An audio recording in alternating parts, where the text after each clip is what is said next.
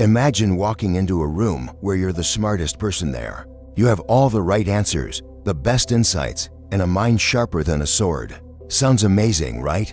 But what if I told you that being the smartest person in the room could be the very thing that holds you back? Arthur Schopenhauer, one of history's most influential philosophers, believed that intelligence, when wielded improperly, could be more of a curse than a blessing. In fact, he suggested that success often comes not from proving your intellect, but from downplaying it. So why would a philosopher, someone whose entire life revolved around deep thinking, tell you to play dumb?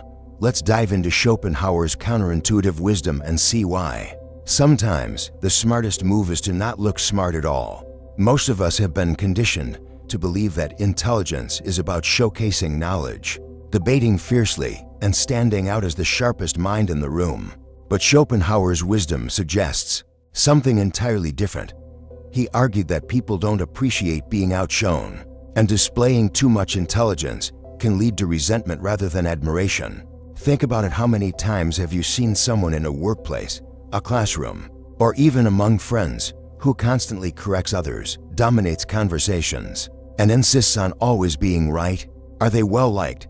Probably not. Intelligence can be intimidating, and when wielded without tact, it alienates rather than attracts.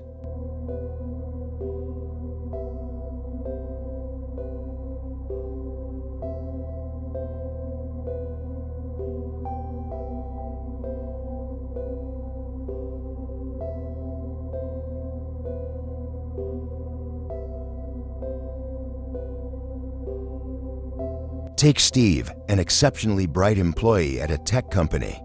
He had the best ideas, solved problems faster than anyone else, and never hesitated to prove others wrong. But despite his brilliance, he was passed over for promotions.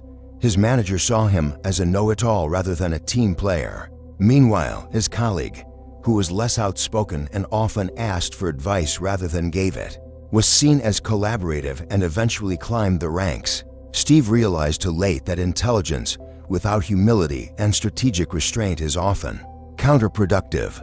Schopenhauer wasn't advocating for actual ignorance, but rather the appearance of ignorance just enough to lower others' defenses and prevent hostility. The idea is to let others underestimate you, and when the time is right, reveal your full capability. Sun Tzu's The Art of War reinforces this idea.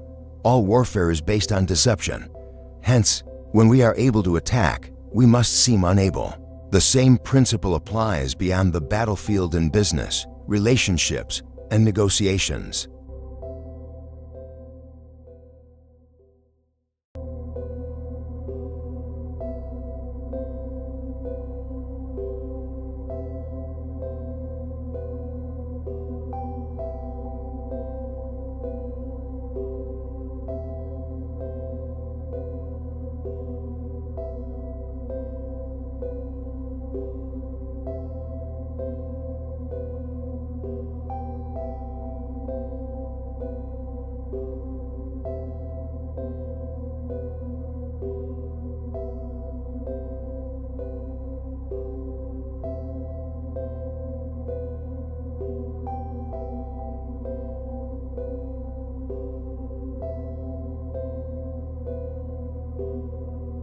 A chess player, instead of aggressively showing his strongest moves early, plays defensively, allowing his opponent to feel in control. But in the final moments, he unveils his strategy, securing a decisive victory. The same strategy applies in life. Keep your best moves hidden until they truly matter. There are two types of people in any group: those who never stop talking, and those who listen more than they speak. Schopenhauer stressed that wisdom isn't just about having knowledge, it's about knowing when to share it.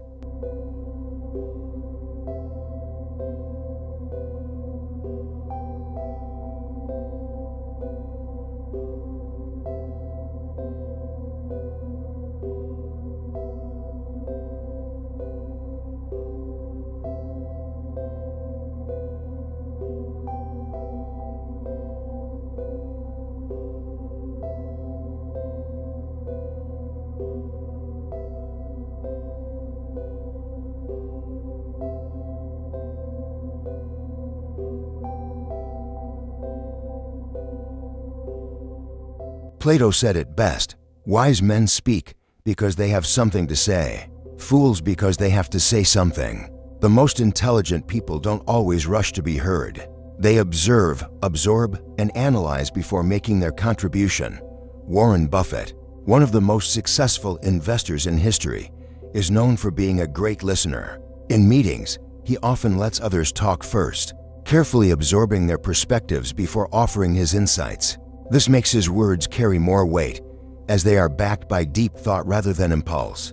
When you speak only when necessary, people listen more carefully, giving your words greater influence. One of the most effective ways to gain influence is not by showing people how smart you are, but by making them feel smart. Schopenhauer believed that guiding people subtly rather than forcefully was the best way to earn respect. A skilled teacher doesn't just lecture students. They ask the right questions that lead students to discover answers on their own. This way, the students feel empowered rather than patronized. The same applies in leadership. Managers who make their employees feel capable and confident cultivate loyalty and success. People appreciate guidance but dislike feeling inferior or dependent.